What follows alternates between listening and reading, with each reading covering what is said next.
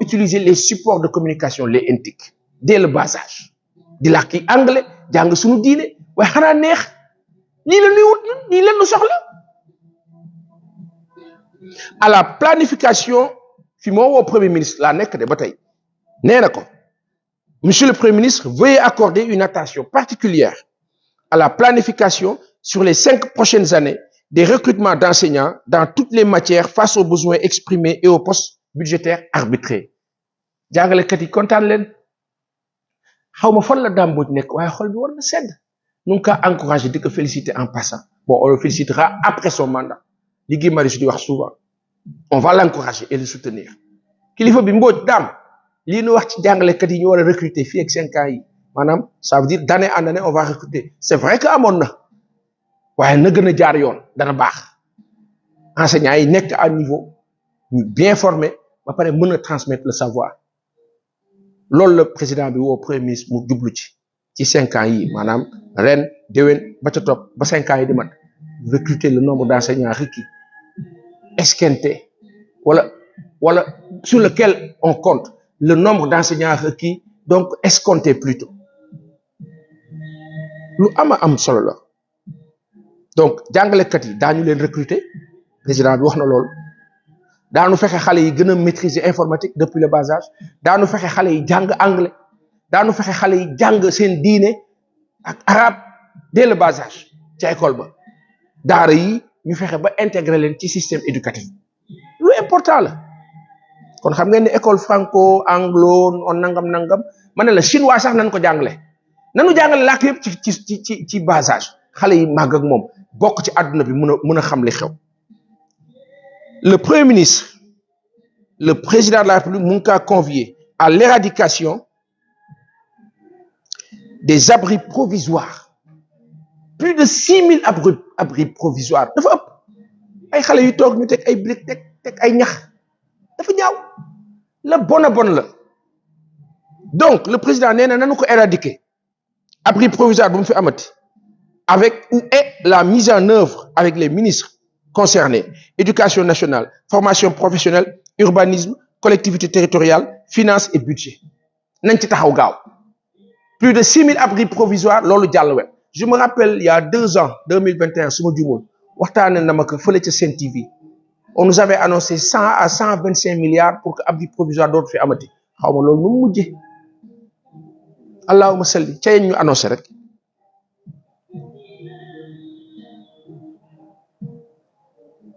donc un programme concerté de réalisation d'infrastructures scolaires adaptées et d'amélioration de l'environnement pédagogique dans toutes les académies du pays yokkuteb école bi gën ko jox valeur gën ko defaraat tabax ya gën a yemb école ya gën a set gën a am jëmm gën a am gëdd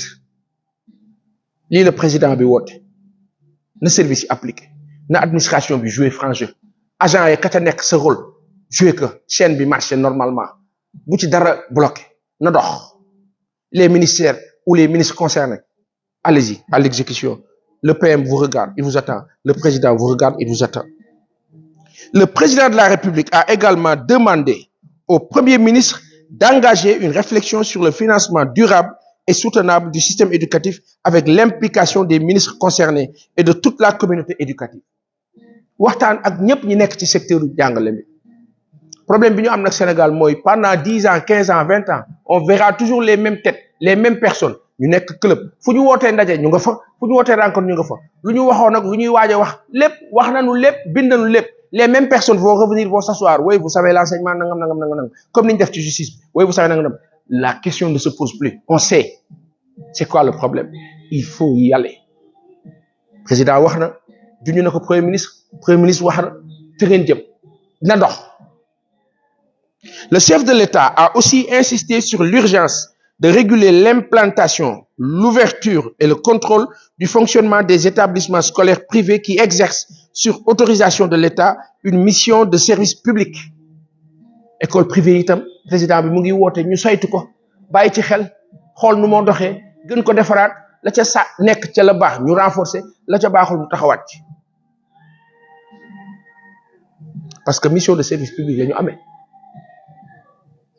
Le président a indiqué dans le même sens que les tarifications de la scolarité dans les établissements scolaires privés méritent une réglementation rigoureuse. Billahi wallahi tallahi fay ay waay bi Bassirou Diomaye Diakhar Faye yàlla na nga gudd fan. Président aw yàlla na nga dund ba say sëtaat tatal ko. Bassirou Diomaye Diakhar Faye yàlla na nga dund ba say sëtaat tatal ko. Yow ak Ousmane Sonko mi la tànn ba désigné la ba nga falu ci barkeem. Man mii di wax dama ne du Ousmane Sonko wax votel leen ko ma votel ko kat xamuma ko léegi nag man kaa découvrir foofu lañ doon waxee libéré leen ko nu xam moo la kan mu génn wax nit ñi commencé nangu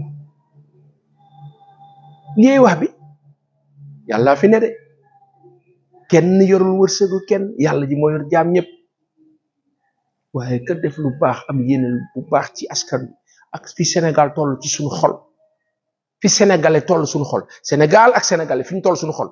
ma ne kasi am benn taxawaay bi dañu laa ñaanal président yàlla nga dund ba say setaat tatal ko yow ak say mbokk say am di jàmm say jaboot ngeen dund mu ànd ak muccule ak mujj ga rafet naka noonu kazalika Ousmane Sonko naka noonu képp kuy sénégalais opposition comme pouvoir ñëpp la ñu kaa ñaanal nag ndax nun noonu la noo fonctionné ñëpp la ñu kaa ñaanal ka d'accordul ñëpp yàlla na ñëpp dund ba setaat tatal ko mu ànd ak muccule ak mujj ga rafet jaboot ga barkeel waaye ñoo ñaanal président maa ko ñaanal ni jiital ko ci ñaan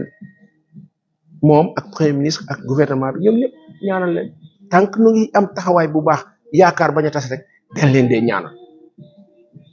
te yàlla bu yaakaar tas. Président de la république nee na xale yi li ñuy fay ci école privée billaay xam nañ ci dara xale yi li ñuy fay ci école privée président de la république nee na il faut que ñu xoolaat ko saytuwaat ko de façon rigoureuse benn imagine nga am ñaari doom ñetti doom ka ci nekk nga war ko fayal inscription 200 000 francs 180 000 190 000 100 nangam boo paree chaque weer nga fay presque 100 000 francs te ñooñu mooy ñi gën a xaw a yi yomb am na ñu gën a cherle loolu ci réew mi nga am un petit salaire fu nit ñi jëm kon xanaa kenn dootul jàngi moo war a tax école bi parce que école privée bu njëkk ñi daan échoué école publique lañ fa daan yóbbu kii saa yi ndeysaan ñu laar la moo tax papa ji dafa ko yóbbu fayal ko parce que école publique bi nangootu ko loolu amoon bu njëkk bi il faut revaloriser l'école publique ba mu nekk à niveau nit ñi mën a de yóbbu seen doom yi ñu jàng fa correctement looloy dëgg ñu mettre les enseignants dans de bonnes conditions données yi changé dëkk ba pare dëkk bi nekk dëkk bi jot na nag. Par ailleurs, le président de la République a invité le ministre de l'Éducation nationale à veiller à la bonne organisation du concours général. C'est normal, le concours général, c'est pour permettre de mettre en valeur les meilleurs élèves et étudiants. Évoquant la mise en œuvre de la nouvelle politique sportive du Sénégal, le chef de l'État a rappelé le rôle central que la jeunesse, frange importante de la population, doit jouer pour asseoir le développement du sport au Sénégal dans l'esprit d'une citoyenneté assumée.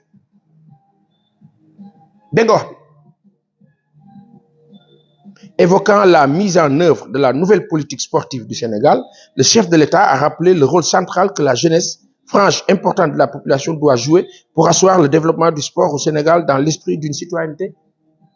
assumée. Jeunes yi ñoo nekk ci sport bi ñooy def sport donc dañ leen war a jël en considération bu baax loolu la président bi wax rôle central la leen jox te dëgg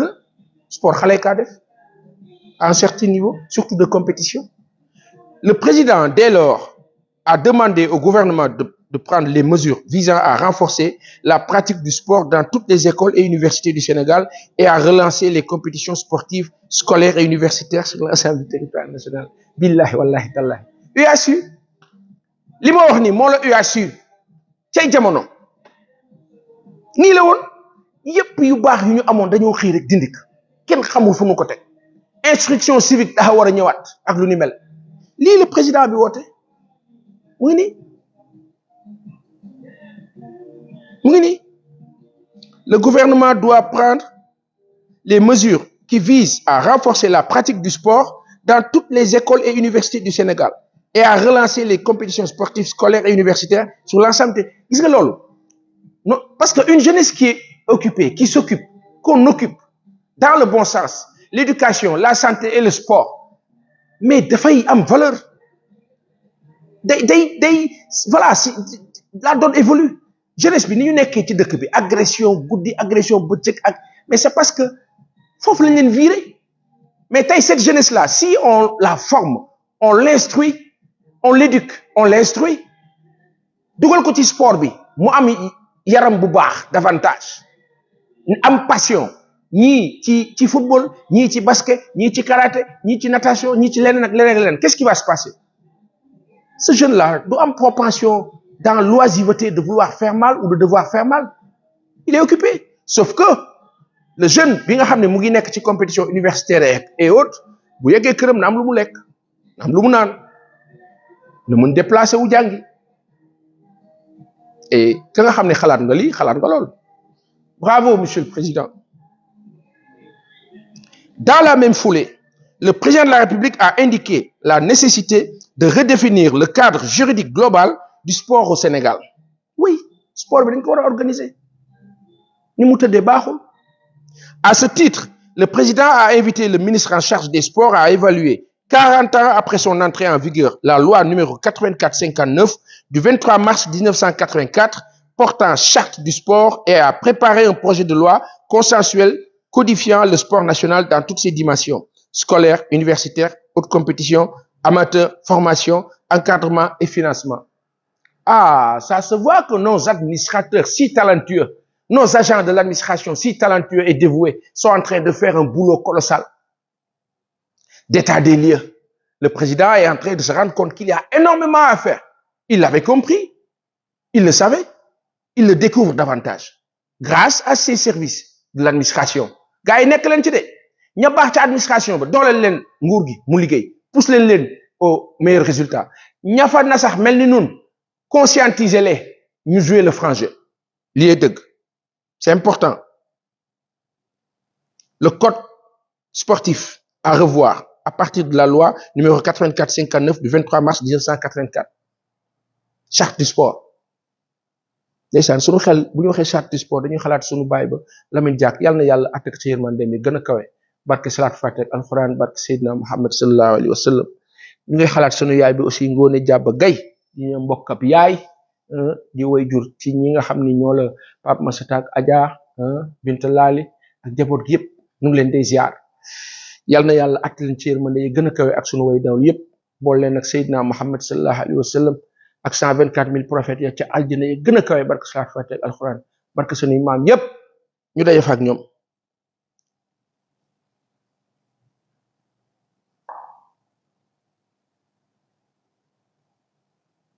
Le président de la République a demandé au Premier ministre de mettre en œuvre un cadre innovant et maîtrisé de financement des disciplines sportives et des hautes compétitions nationales et internationales.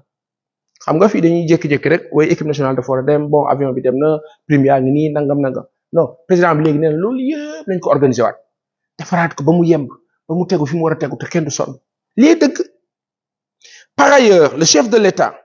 a demandé au ministre en charge des sports de proposer avant fin juillet 2024 sous la supervision du Premier ministre une nouvelle politique efficace et efficiente de construction, de réhabilitation, d'entretien et de gestion de toutes les infrastructures sportives du Sénégal.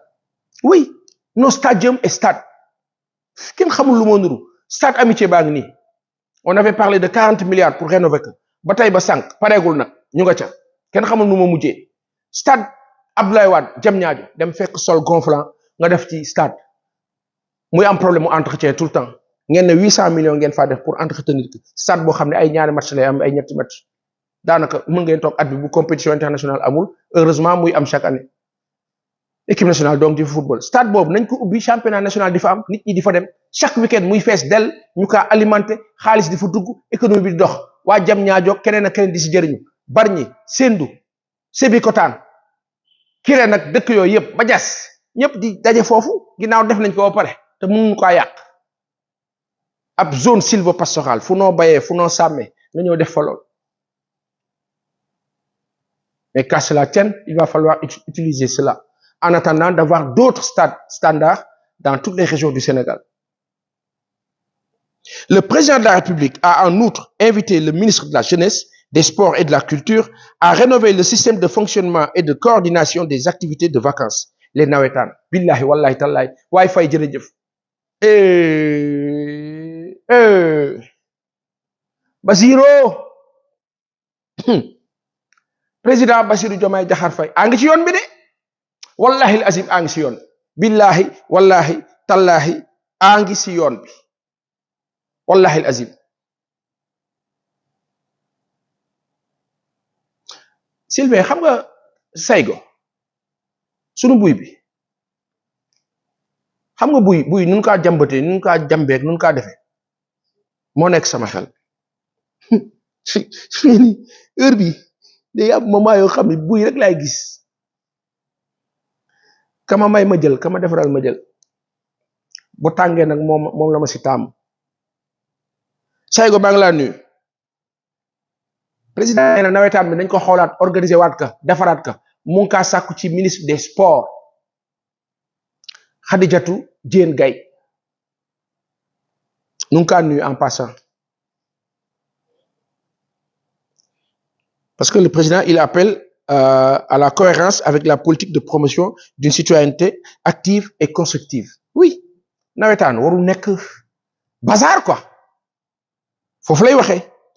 Le président a aussi demandé au ministre en charge des sports de prendre les dispositions appropriées en rapport avec le Comité national olympique et sportif sénégalais, le CNOS, pour la bonne préparation de la participation du Sénégal aux Jeux olympiques Paris 2024. Oui, 2024 c'est juillet août bi hein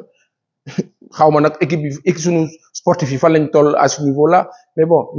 nous n'avons jamais été performants aux Jeux olympiques si ce n'est la médaille d'argent de Amadou Diaba en 1988 nous ngi kaa nuyu en passant.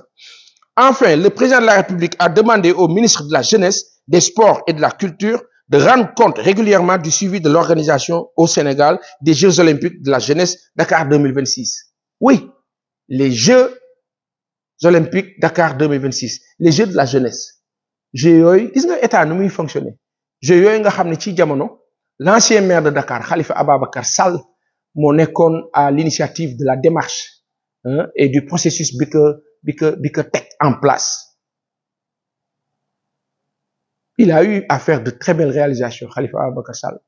à un moment donné malheureusement nguur bi fi nekkoon xeex Karim Meïssa Wade waaye dem dal nag ci daj dëbb ga mu di dëgg ñu daj fa taxaw nag can. Il s'appelle Ousmane Sonko. La révolution a ainsi sonné et la donne a changé. Les Jeux de 2026, on le doit à Khalifa Ababacar Sall au temps, qui en était vraiment on va dire le précurseur pour imposer la capitale sénégalaise, Dakar, à ainsi prendre en charge cette organisation. Mais bien entendu, avec l'accord de toutes les municipalités du monde. Et on la félicite. Di ñaax nag di gën a dolli sutura sàkku ko ci sunu borom mu defal ko nguur gu bees gi mu réussir mission bi ba loolu nekk lu mag ci Sénégal Dakar 2026 yàlla na ko yàlla yombal nguur gi. Dans sa communication au Conseil, le Premier ministre a relevé la bonne dynamique impulsée par la journée nationale du setal sunu réew. Génn naa ci président de la République Bassirou Diomaye Diakhar Faye ca Conseil des ministres ba mu waxee ba pare Premier ministre Ousmane Sonko moo jël kàddu. Ousmane Sonko, il a relevé la bonne dynamique impulsée par la journée moom fi mu tàmbalee moom itam mooy setal bi amoon ñu tuddee ko setal sunu réew. Foofu lay wax ni service civique national njëriñ bi mu am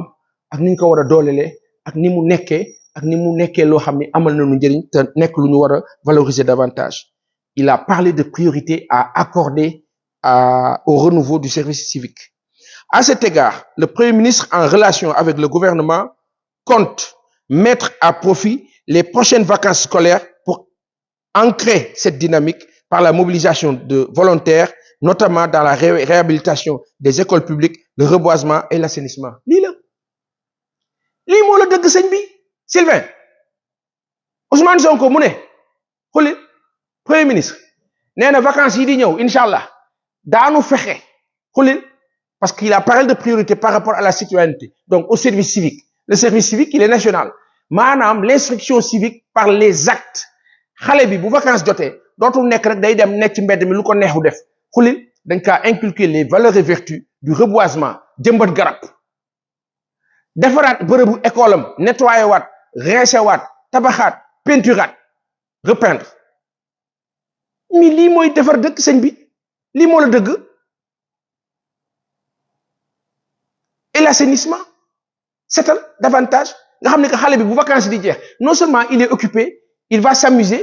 mais il est dans l'utile et l'agréable bu école day ubbi day dem fekk école am yemb lu ñu war a njëkk a lijjanti ci école yi mooy seen toilette lu ñu war a njëkk a lijjanti mooy fexe ba année prochaine incha allah ouverture des classes non école yëpp seen toilette yi ñu defaraat ko ba mu nekk à niveau nekk à jour premier ministre PM lii moom maa la ko ñaan école yëpp na set école bi bu tëjee xale yi ñenn ñi dem vacances ñenn ñi dem seen dëkk ñenn nangam ña fa nekk ña disponible ca xale ñu convier leen à cela xale bu ci dem vacances dëkkam bu dee dafa dem dëkk bu sori parce que fa la dem vacances bu demee foofu mu bokk ca ndaje ba ca école ya fa ne lii dëgg école yëpp set yàlla bu inondation am ndax bu inondation amee souvent nit ñi dañuy dem ci école yi yàlla bu inondation am yàlla bu inondation am yàlla bu inondation am yàlla bu inondation am yàlla bu inondation am yàlla bu inondation am yàlla na yàlla suturaal nguur gu bees gi ba inondation du am yàlla na yàlla def ba inondation gëj fi sore fi jóge fi barke salaat faatiha ak alxuraan barke Seydina Muhammad sallallahu alayhi wa sallam yàlla na yàlla kattanal administration bi ba ñu liggéey ci liggéey bu yemb ba inondation du am yàlla bu kenn loru barke alxuraan